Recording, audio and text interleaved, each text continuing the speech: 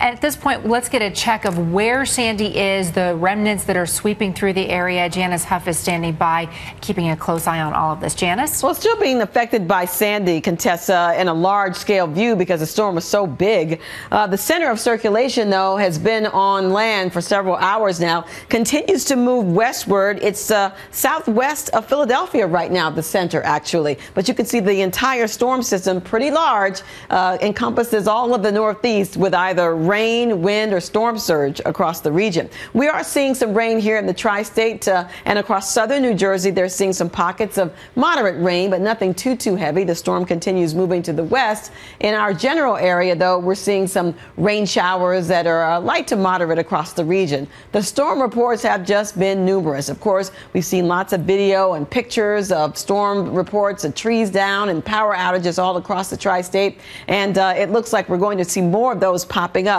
Lots of wind damage reports. You can see they're all over the place, from Long Island to the city, even to the north, up towards Poughkeepsie and Kingston, Connecticut, back through New Jersey, far away from the center of circulation. So the storm reports were numerous. Clinton Hill was one of the reports from today of multiple large trees down in that area. And let's see a few more. We had lots of them around, though. Garden City with trees down. And one of the main reports, other than the coastal flooding, was definitely trees down and power outages. In Brooklyn, another location where we had roof collapse, we had areas that had to be evacuated due to the strong winds and also the surge. Fence destroyed on Learning Avenue in the Bronx from strong winds that were not, it had anything to do with thunderstorms, but all they had to do with, of course, was our hurricane, was Sandy. And forget about her already. Holbrook on Long Island, trees down at the post office there. Numerous customers without power throughout the region. Patchogue, also trees down there as well. So it's been quite a day.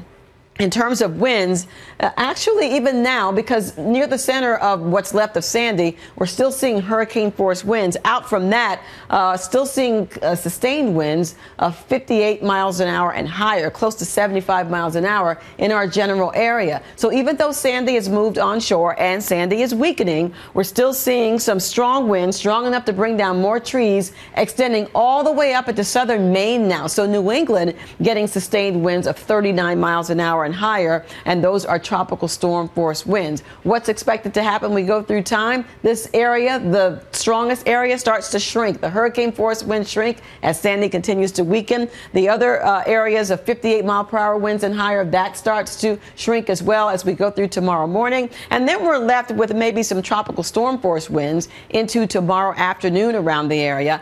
After that, tomorrow night into Wednesday gets a whole lot better.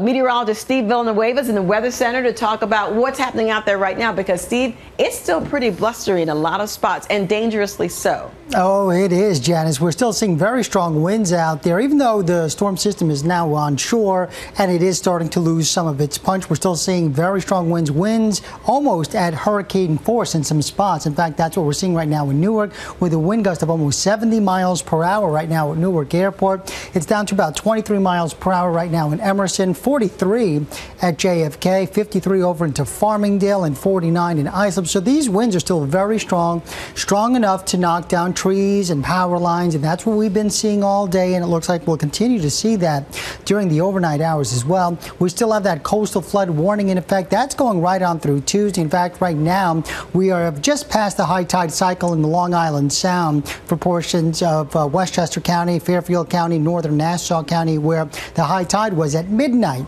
We didn't get as high as we originally planned or originally thought, with high tide cycles about 17 feet above average. We got up to about 13 feet. Yes, that's still major flooding, and that's what we're seeing, but it wasn't as bad as anticipated because it didn't happen at the time when the storm system was coming ashore. By the time we got to your high tide cycle, it was a few hours after landfall, so you weren't getting all of that water being pushed up on the shoreline, but we're still seeing the major flooding there. Now, come early tomorrow morning, we have another high tide cycle, basically starting around 8 a.m. for the Jersey Shore, and with the winds coming in from the south on the backside of the storm system, we will continue to see the threat of at least some minor flooding tomorrow. So we're not out of the woods just yet. The waters are receding in the Battery. They're receding along the shoreline of New Jersey and for the south shore of Long Island. But again, during the morning high tide cycle tomorrow, we will continue to see at least another round of minor flooding. So here's the track. It is no longer a hurricane. It's now just this plain old wave of lower pressure,